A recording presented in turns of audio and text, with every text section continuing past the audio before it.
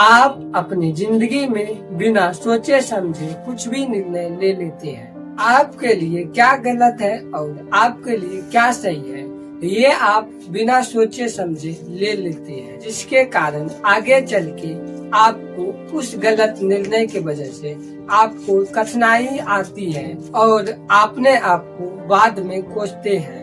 नमस्कार, मेरा नाम है लक्ष्मण केशव और आज हम बात करेंगे अपने जिंदगी में सही निर्णय कैसे लें। अगर आप हमारे चैनल पर नए हैं तो प्लीज चैनल को सब्सक्राइब करें और हाँ, बेल आइकन को दबाएं। तो चलिए वीडियो को स्टार्ट करते हैं। एक राज्य में एक राजा हुआ करता था। वे राजा के 3 पुत्र थे। वे तीनों पुत्र आज्ञाकारी थे। उन्हें कोई भी कार्य दे दिया जाए, वे तीनों अपने कार्य को पूरे अच्छे से पूरा करते थे। ऐसे ही समय बीतता गया। राजा का उम्र बूढ़ा होने को चल आया। तब वे राजा सोचते हैं कि अब तीनों में से किसको राजगद्दी संभालने का मौका दिया जाए। तब एक दिन राजा ने वे तीनों राजकुमारों को बुलाते हैं और उनसे परीक्षा लेने के लिए सोचते हैं। राजा के आज्ञा के कारण वे तीनों बेटे आते हैं और उनके आज्ञा से बैठते हैं। तब राजा ने उससे पूछता है कि अगर मान लिया जाए तुम्हारे साथ कोई रहता है और वे तुमसे गद्दारी करता है तो तुम क्या करोगे। तो सबसे पहले बेटा बोलता है, मैं उसका गले काट दूंगा। दूसरा बेटा बोलता है, मैं उसको सूली पे चढ़ा दूंगा। लेकिन तीसरा बेटा सोचकर ये बोलता है, अगर आपकी अनुमति हो तो मैं आपको एक कहानी सुनाता हूँ। तो राजा ने कहा, बिल्कुल सुनाओ। तब तीसरे राजकुमारों ने कहानी सुनाना शुरू किया। उसने कहा, एक राज्य में एक राजा हुआ करता था जिसके पास एक तोता था और वे तोता बोलते भी थे, जिसका नाम हिमसुक था। वे हिमसुक बहुत चतुर थे। एक दिन उसका मन किया अपने पिताजी से मिलने का।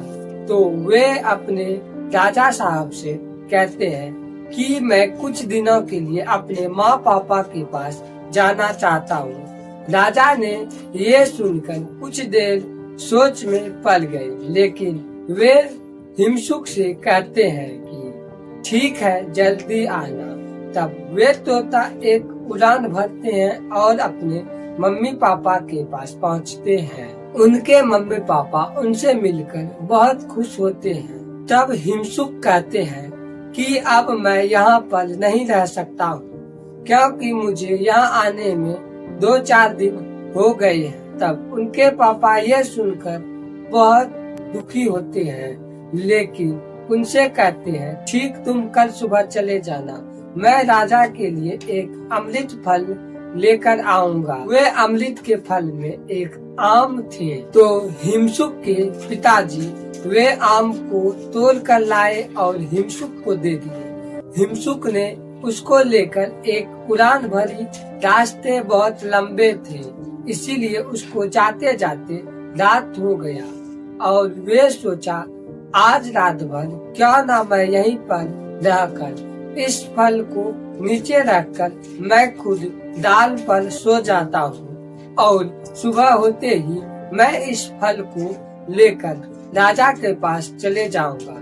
ये सोचकर हिमसुक ने उस फल को पेड़ के नीचे रख दिया और वे खुद डाल पर सो गए। लेकिन जिस पेड़ के नीचे वे रखे थे फल को, उसी पेड़ के नीचे एक काला सांप रहता था। वे सांप उस फल को थोड़ा सा खाकर वे सांप चले जाते हैं। जब उस फल को सांप खाए थे तब वे फल जहरीले हो गए। सुबह होते ही हिमसुक उस फल को लेकर राजा के पास पहुंचा और राजा ये देखकर बहुत खुश हुए। उन्होंने हिमसुक से वे फल को लिया और ये चेक करने के लिए राजा साहब के पास एक पालतू कुत्ता था, उन्हें खिलाया। वे कुत्ता मर गए।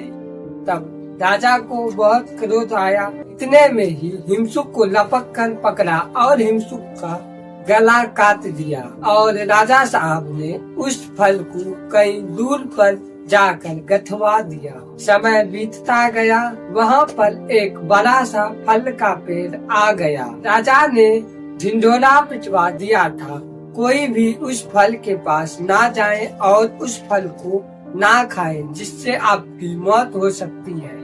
एक दिन उसी रास्ते से एक बूढ़ी माता जा रही थी और उस बूढ़ी माता को ये पता नहीं था ये एक विषैला फल का पेड़ है और उस बूढ़ी माता को भूख लग गया। उस पेड़ में इतने फल पके थे कि वे बूढ़ी माता उस फल को तोड़कर खा ली। जब वे उस फल को खाई तो वे जवान होने लगे। तब ये बात पूरे गांव वालों को पता लगा, तो ये बात राजा को भी पता लगा। राजा को बहुत अफसोस हुआ।